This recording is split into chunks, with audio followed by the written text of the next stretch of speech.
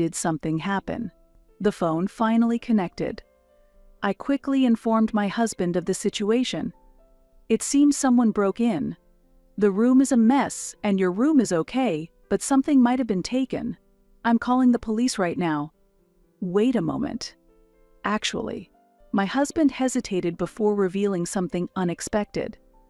I had let my mother stay in the room during our trip. What does that mean? My name is Karen. I'm 29 years old and a company employee. I've been working relentlessly since graduating from university, and I got married just a year ago. My partner is Sam, a business associate from a collaborative company. I first met Sam when I attended a meeting at his company as the new project leader. Nervous, he greeted me with a smile. Nice to meet you, I'm Sam. I look forward to working together with you today. After several meetings, we gradually got to know each other better. One day after a meeting, Sam asked, "Karen, do you have some time now? Would you like to have tea at a cafe I recommend?" "That sounds nice. I'd love to go," I responded. During our conversation at the cafe, I was drawn to his sincerity and sense of humor, and I found myself opening up to him. "Karen, to be honest, I've been wanting to get to know you better recently. How about having dinner together this weekend?" When Sam said those words, my heart was filled with surprise and joy. Yes, I'd be delighted to come. After that, we began to go on more dates. Sam was always kind and listened to me attentively. It was half a year later. One night, after dinner, Sam suddenly confessed his love, saying, "Karen, to tell you the truth, I've always been thinking about you. Would you go out with me?" "I love you too, Sam. I look forward to our future together." From that moment, our romantic relationship began. As we continued dating, Sam proposed several times, saying, "Karen, let's live together. Let's get married." At first, I hesitated, thinking it was a bit soon, but I was drawn to Sam's deep love and his strong desire to live together.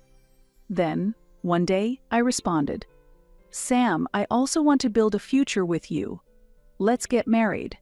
He was overjoyed, and from that moment, our new family life began. Having lived alone for a long time, sharing meals, watching TV, and enjoying conversations at home brought me great happiness.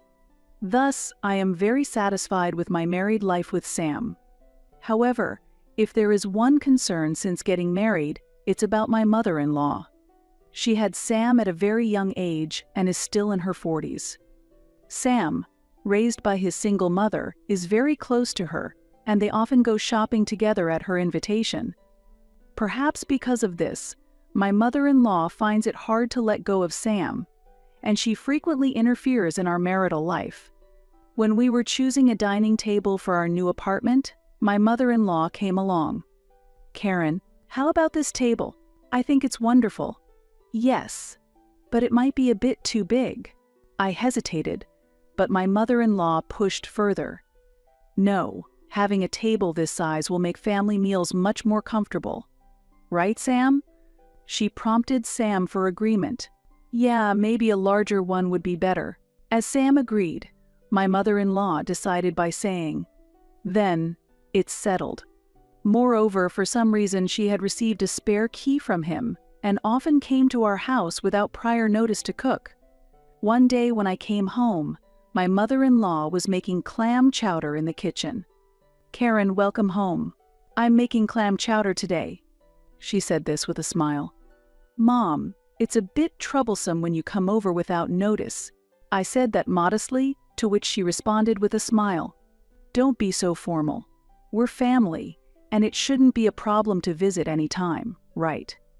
Moreover, my mother-in-law often asked me to cook for her. "Karen, next weekend, please come to my house with Sam and prepare the meal." But you are such a good cook. Why do I need to do it?" "It's not like that. It's good for young people to take the opportunity to work hard. Sam is looking forward to it." "Yes, your cooking is always delicious, Karen. I'm looking forward to it." Sam responded nervously, and my mother-in-law's interference continued, increasing my stress gradually. Not only was she interfering, but she also showed blatant displeasure towards me, often throwing sharp words my way. For example, when we were celebrating Sam's birthday at our house recently, she showed up unannounced. "Happy birthday." "Ah, Mom." "Oh? Is Karen here too? Were you off today?" "I took a day off to celebrate Sam's birthday." "That's a mistake. Sam and I were planning to have a big celebration for his birthday, just by ourselves. Your presence spoils our plans. I wish you had read the room a bit better. Even so, I am married to Sam." "So what if you're his wife? You're not claiming to be better than a mother, are you? Your connection is just a piece of paper, so don't get ahead of yourself. We have a blood connection, and I am the one who brought Sam into this world." Thus, she prioritizes the parent-child relationship and looks down on our marital relationship. She does not favor me because she loves her son dearly and is often cold towards me. Still, I convinced myself to endure this, avoiding any sort of jealousy. The fact that she raised her son alone is indeed worthy of respect. However, an incident I couldn't forgive occurred. It happened last week. In the living room, there was an old watch passed down to me from my deceased grandfather. When my grandfather fell ill and closed his watch store, he entrusted me with this oldest watch. This antique is worth over $20,000, and my grandfather's will stated that it should be used in times of financial hardship. After my grandfather's death, this watch became a very valuable heirloom to me. The reason I keep this worn-out watch in the living room is to always feel close to my beloved grandfather. However, when my mother-in-law visited, she saw this watch and criticized. "What is this? Why keep such an old, worn-out watch in the living room as if it has any value?" I tried earnestly to explain that the watch was a valuable antique and a memento from my grandfather, but she showed no understanding. Seeing her looking down on the keepsake, I felt as if both my deceased grandfather and I were being despised, which was very painful. If being scorned by her meant protecting it, I chose to store the watch in a drawer in my room and keep it carefully. Later, she asked with a laugh, "What happened to that worn-out watch?" When I replied that it was stored in my room, she looked pleased that things had gone her way, which further irritated me. Of course, after she left, Sam asked, "Are you okay?" and comforted me. I expressed my dissatisfaction toward his mother to him and shared my painful feelings. While he listens to me, he always responds, "My mother does it because she loves me. I'm sorry." I am not seeking an apology from him, but rather his support against his mother. Despite this, he respects both his mother, who raised him alone, and me. Understanding his struggle between his wife and his mother, I could not blame him. As a result, I had no choice but to endure it for his sake. One day, he suddenly planned a week-long vacation trip. I felt a lightness in my heart thanks to his thoughtfulness to ease the tension with my mother-in-law. We promptly took the vacation and departed on a small family trip. At the destination, I thoroughly enjoyed our time together, just my husband and me, without thinking about my mother-in-law at all. It was undoubtedly a happy week. Time flew by, and the day to return home arrived. Sam had to stop by his office first, so I went home alone. As I walked back, reminiscing about the pleasant memories of the trip, I unlocked the door to our house. It was our familiar apartment, but the moment I stepped into the living room, I felt something was off. What could it be? I wondered to myself. I walked around the living room with an uncertain feeling. Wait a minute. I remembered closing the windows and curtains tightly when we left. However, now I noticed the curtains were slightly open and the window lock was undone. The sofa cushions were placed haphazardly, and the TV remote, usually kept in its case, was neatly lined up on the table. It seemed like things in the room had been subtly moved. The room was clean, but as someone who meticulously keeps everything in order, these small discrepancies made me deeply uneasy. When I went to the kitchen, I found that some food was missing from the fridge, and there were watermarks in the sink, clearly indicating recent use. What does this mean? I looked at the entrance, but saw no other signs. I suspected that my mother-in-law, who has a spare key, might have entered without permission, but it seemed unlikely she would do so while we were away. Also, it was impossible for us to have left the window unlocked. At that time, I believed my mother-in-law had some sense of propriety. Then, the suspicion that it might have been a burglar crossed my mind. However, I was reluctant to accept that possibility and forcefully denied the thought. If it were a burglar, there would be more chaos. Everything inside is intact, so this must be a misunderstanding. Sam probably tinkered with something before we left. Despite trying to convince myself, my attempts to contact my husband failed and my anxiety only grew. What should I do if, by chance, someone did enter? As I opened the door to my room quietly, feeling apprehensive, I was shocked by the scene before me. My room was completely ransacked. Clothes that should have been neatly arranged were haphazardly thrown on the bed, and underwear was scattered on the floor. The drawers of the dresser were overflowing with clothes, all jumbled up. The most shocking thing was the state of my desk. Every drawer had been turned upside down, and the contents were strewn about. I hurriedly checked the other rooms, but only my room had been affected. Why just this room? There's nothing of high value here. As I thought about it, the watch inherited from my grandfather came to mind. No way. Why is it gone? I searched around the desk while digging through, but the watch was nowhere to be found. At that moment, I was certain the watch had been targeted. Despite my suspicions about why such an old watch needed to be stolen, I lost my composure and hurriedly tried to contact my husband again. Did something happen? This time, the call connected. I quickly explained the situation to my husband. It seems someone broke in.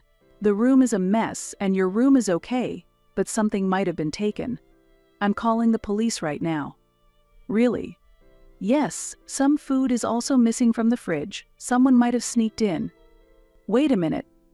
I want to check it out myself before calling the police. I'll be right back. Meanwhile, see if anything else is missing. But I can't wait. This is urgent. Some of my things are also missing. Actually, my husband said something unexpected with an uneasy tone. I had let my mother stay in the room during our trip. What does that mean? Our apartment is close to the station and has good access to downtown, so my mother asked me if she could stay here to keep it safe. Wait, why would you make such an important decision on your own? I wasn't informed at all. Knowing that I dislike her, I was angry at Sam's lack of consideration for letting her use our apartment. However, he did not try to address my anger but simply tried to persuade me. There's no need to be so upset. It's always been like this. My mother comes and goes as she pleases. Just endure it like before. That's not a joke. I can't forgive this. My mother-in-law ransacked the room. It's outrageous to just endure it. Then, suddenly a voice from behind. Karen, why are you so upset? Mom. Are you talking to Sam right now? Why do you speak to my son like that? I'm angry because he decided on his own to lend out the room to you during our trip. How dare you? Blaming Sam is like saying you hate that I'm here. Indeed, I do not wish for you to freely come and go in our house. What? You're really a coward. Karen, don't talk like that. You just blame and get angry at my mother without any basis, acting like a victim, but it's all just your imagination. It was clear that I had actually suffered damage, and it was true that my mother-in-law had used the room, so it was unclear why I was being blamed. Moreover, it was surprising that Sam would defend his mother in this situation. After a while, he came home, furious, and took her side, blaming me. I can't accept such accusations. Karen, this is unforgivable. I forcibly took my husband and mother-in-law to my room to show them the situation. He could not hide his surprise at the disarray. However, she showed no sign of surprise, as if she already knew, and it quickly became clear that she was the culprit. Mom, please be honest. Did you ransack this room? Even if it was messy, exaggerating about it is a bit much. I just forgot to clean up. That's all. If I clean up now, there shouldn't be a problem, right? I was going to do it later anyway. You're being too sensitive." She admitted her wrongdoing but showed no sign of remorse. Upon discovering that she was the culprit, Sam suddenly felt awkward and remained silent, looking down. She began to justify herself. "I borrowed Karen's clothes because I left mine at home. We're not that different in height, and I thought it would be okay to borrow a bit. We're family, so getting angry over this seems unreasonable, don't you think? You're being too sensitive." He then started to agree with her. "I think so. You can't blame everything on my mother just because things are missing. Borrowing things among family is normal, and it's strange not to forgive a little mess." I had hoped for an apology from him and wanted her to apologize to me as well. However, the reality was the opposite.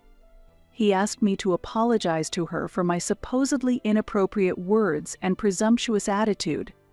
Despite it being clear that she was responsible for ransacking my room, seeing him staunchly support her rapidly diminished my affection for him. I felt an increasing sense of emptiness. I had endured believing my husband cared for me as much as he did his mother, but the truth was different. To avoid criticism towards himself, he fervently blamed me and clearly favored his mother, making me feel neglected. At that moment, I felt my heart break, and I resolved to take revenge against my mother-in-law. There's no need to hold back and be considerate towards Sam anymore. I cannot let this go. Before he returned, I had already prepared my response. "Mother-in-law, let me ask you clearly, where did you take my watch? I don't know about any watches. Why would I be interested in that old thing?" While she answered, she couldn't hide her agitation. I was certain that she had stolen it, but no matter what my husband would say, I had decided not to forgive her. I pressed her further. "But mother-in-law, you admit that you made a mess in this room, right? There are things that should be here but aren't. You must know about that. Hey, stop suspecting my mom if she says it's not her. Is it worth getting so upset over just a watch? If you really want a watch that badly, I'll buy you a new one, so let's drop this subject. Please stop interfering. That watch is the only heirloom from my grandfather, and it's irreplaceable. I won't give up until I get it back. I've said many times I haven't stolen anything. You're really being too noisy." "It's fine to be noisy. If you truly didn't steal it, then we must consider that a thief broke in. If that's the case, this is now a case for the police, so I must call them immediately. Fingerprinting and other investigations will help us find the culprit quickly." After saying this, I grabbed my cell phone and walked out of the room. At that moment, my mother-in-law hurriedly tried to stop me. "Wait, please wait. There's no need to call the police. To be honest, I did borrow it a little. I will return it in a week, okay? Just a moment ago, you claimed you knew nothing about it. And please don't use the word borrowed. Taking something without permission is the same as stealing. You've just admitted to stealing it. Where is the watch? It's very important to me, and I need it returned immediately. I cannot wait for a week." As I asserted this, she began to sweat profusely. "It's impossible." "Why is that?" "Because I've already sold it to a pawn shop." "What?" "Really, it sold for $20,000. Can you believe it? I didn't think it was worth that much." "Stop joking. Can you return the $20,000 immediately then? I plan to go to the pawn shop myself to retrieve it." I'm sorry, but that's impossible. I've almost completely spent that amount, and only a little is left. So please don't expect anything more from me. You'll have to raise the funds yourself." Witnessing her mocking and disrespectful attitude, I realized that further discussion was pointless, and I decided to take the final step. "I see. This was your last chance, unfortunately." While saying this, I dialed the police. "I'm the person who called earlier. Unfortunately, a theft has occurred and the perpetrator is here. Please come immediately." After the call, Sam and his mother frantically appeared before me, asking, "Who did you just call?" I explained the situation in detail. After contacting Sam, I immediately reported our situation to the police.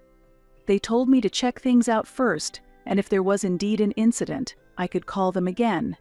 Now, having confirmed with you, it's clear that you've stolen my watch, so I've reported it to the police. Not only did you steal it, you sold it without permission, which is a crime. Using that money for personal use is also a crime. What are you talking about? I kindly converted that unnecessary item into cash for you, and instead of being grateful, you call the police? I'm shocked. Karen, isn't this a bit too much? My mother is your family too. Family? I can't consider someone who steals my belongings and feels nothing about it as family. She's a criminal. A criminal? No, I've said it many times, I haven't done anything. Really? Well, all of this conversation has been recorded, and I plan to submit it to the police as evidence. You shouldn't underestimate the police. Once they check the fingerprints and the pawn shop's camera footage, it will soon be clear that you are the culprit. Continuing to hide it will only make things worse for you. As I smiled coldly, both my mother-in-law and husband showed their anger. This is ridiculous. Just because I borrowed it, it has come to this. Are you serious? If you do this, I won't hesitate to consider divorce. Is that what you want? You'll be in trouble too if we get a divorce. They think the word divorce will make me comply. Calmly, I responded to my husband's smugness. I don't mind at all. It's more problematic that your mother is a criminal. I was prepared for divorce from the beginning. Wait, please. The divorce talk was a joke, just a slip of the tongue. I got too emotional. Please reconsider the divorce. I'll apologize as many times as it takes. Just please overlook my mother's actions. While my husband said this, tears appeared in his eyes. Ironically, it should have been his mother apologizing, yet she just stood there, arms crossed, staring at me intimidatingly. Your excuses are useless. I have forgiven you and her multiple times before, but you always ignore my feelings and continue to defend her. This time, I will not forgive either of you. My firm stance left my husband without a reply, and my mother-in-law was infuriated. Actually, before this incident with the watch, I had already been victimized by your mother. Several times after my payday, the $500 that I had left at home went missing. I knew she had been around, but without evidence, I couldn't speak up. However, since discovering she is the culprit, I had been deliberately placing counterfeit bills. Did you know about that? I explained calmly. What should I do? What should I do? She was panicking and sweating when the police arrived. I explained the situation to the officers. Sam and his mother tried to argue with, "This is just a family matter," or "My wife is exaggerating the situation." But the police, based on the condition of the scene and the recorded conversation, took her into custody on suspicion of theft. Sam went to the police station with her. Accompanied by another officer, I headed to the pawn shop my mother-in-law had mentioned. At the pawn shop, there was evidence of my mother-in-law selling the watch, and surveillance footage was available. Fortunately, my grandfather's watch had not yet been sold and was still there. Thanks to the officer's explanation, I was able to reclaim my grandfather's watch. It was difficult to confront my husband and mother-in-law so directly, but I believe calling the police was the right decision. The moment I held the watch, I felt as if my grandfather was praising me. Subsequently, the divorce proceedings with my husband were completed. Until the end, my husband pleaded to avoid divorce and begged me to save his mother, but I ignored his requests. I occasionally see my husband at work, but I ignore him, and my supervisor, who understands the situation, handles it appropriately. Through lawyers, communication was strictly maintained, and ultimately my husband accepted the divorce. The police added evidence from the pawn shop clerk's testimony, confirming my mother-in-law's guilt. Currently, she is serving a 3-year sentence in prison. Initially, her actions were meant merely to harass me, but after learning that the watch could be sold for an unexpectedly high amount at the pawn shop, she became overexcited and squandered the money. As a result, she lost her part-time job and will likely face difficulties finding employment after her release from prison. What started as relatively minor harassment escalated into a major crime that ultimately devastated her life. The foolishness of her actions is astonishing. Furthermore, since she had no significant savings, the roughly $20,000 needed to reimburse the pawnshop for the watch was ultimately charged to my ex-husband. He is now working hard to earn money for his mother's living expenses, and the details of our divorce and his mother's actions have spread at his workplace, making his daily life uncomfortably scrutinized. Meanwhile, I am free from the stress caused by my ex-husband and his mother, and am thoroughly enjoying my independent life. While my married life cannot be called a success, being able to protect the valuable watch handed down from my beloved grandfather has been a great consolation for me. Currently, I am focusing more on my personal time than on romantic relationships, and I intend to enjoy my single life. I am also interested in finding new hobbies. A new chapter in my life is about to begin. Having overcome past hardships, I am now committed to cherishing myself and fully enjoying my life. I plan to fill the coming days with hope and joy, and to lead an active and positive life.